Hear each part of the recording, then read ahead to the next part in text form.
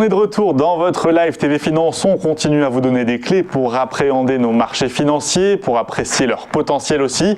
Et parmi ces clés, il y a notre séquence du mercredi, jour des enfants, mais qui est aussi et surtout le jour où l'on découvre nos produits de bourse, les fameux produits de bourse avec Unicredit. Et pour nous accompagner, comme chaque semaine, on va retrouver les équipes de stratégistes de Day by Day.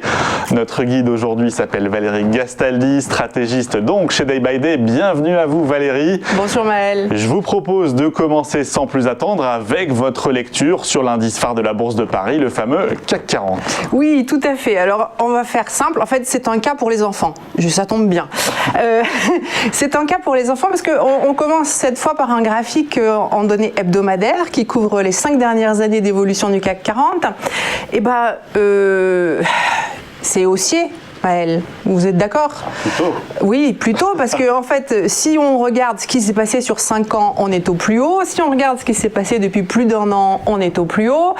Si on regarde ce qui s'est passé depuis plus court terme, on va voir après, on est aussi au plus haut. Donc, on est vraiment en plein dans ce qui s'appelle une tendance haussière.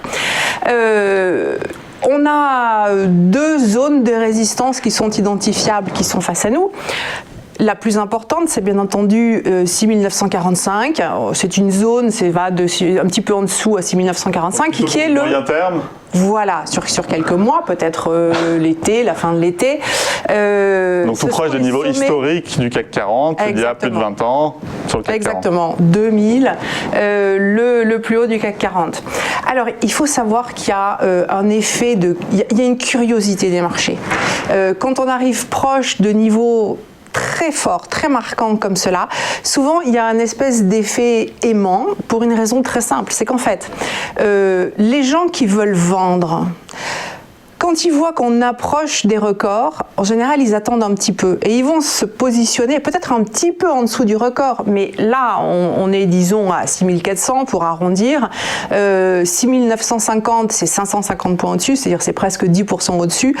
On va avoir un petit peu plus de vendeurs qui vont arriver, peut-être 8% au-dessus. Mais là, pourquoi vendre maintenant alors que peut-être on peut tenter le record? Voilà, donc ça, c'est ce qui fait que le marché monte avec plus de facilité et il est aspiré vers ces records. Alors on a un petit seuil intermédiaire à 6450. Qui a plus court terme. Qui a plus court terme, effectivement. Mais comme ça fait quand même déjà quelques semaines qu'on stationne en dessous, peut-être qu'il a déjà fait son effet et qu'on pourra le franchir un petit peu plus aisément.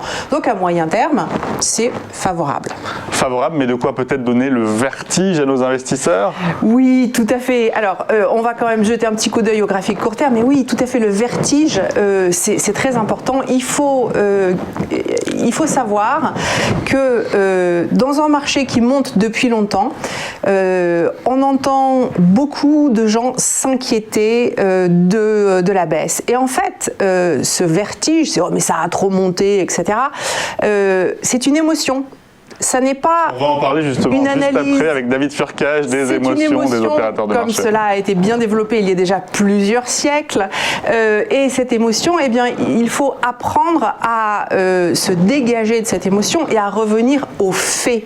Donc il ne faut pas regarder en bas parce qu'on sait très bien qu'on est capable de marcher sur une ligne très étroite si on regarde face à soi et pas en bas. Donc au lieu de regarder oh mon Dieu, on était beaucoup plus bas il y a très très longtemps, on était même à 100 sur le CAC 40. Il faut s'en tenir aux éléments d'analyse, à savoir en éléments quotidiens aussi, on aligne de nouveaux sommets. On a ouvert un gap haussier il y a quelques jours qui nous dit qu'il y a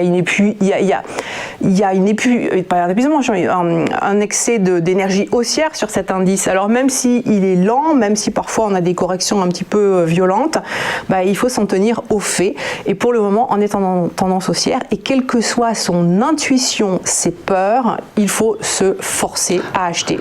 Et si l'on veut passer à la pratique justement, qu'est-ce qu'on fait si on croit à cette hausse inexorable du CAC 40? Comment on peut se positionner pour jouer cet indice à la hausse? Alors à la hausse, il y a pléthore de turbos. Nous avons retenu un turbo illimité Best call, bien entendu, pour aller dans le sens du scénario. De Mnemo 1011 T.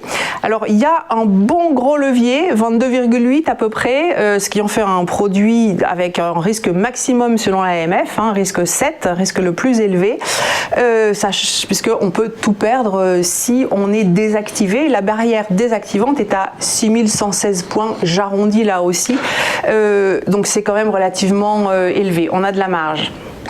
Et dans le cas contraire, si on considère qu'il est temps de prendre ses profits, que cette trajectoire de hausse va peut-être s'émousser, on fait quoi, Valérie? Voilà, alors si vous voulez avoir le vertige, vous pouvez choisir un put qui vous sera bon à la baisse. Et dans ce cas-là, on a un levier quasiment équivalent à 18,05 avec une barrière désactivante, elle aussi quand même relativement éloignée, à 6738 points et quelques, de Mnemo à 599 T. Eh bien, merci à vous. Merci Valérie Gastaldi, stratégiste de Day by Day pour ce point technique, pour ces conseils aussi très concrets en produits de bourse.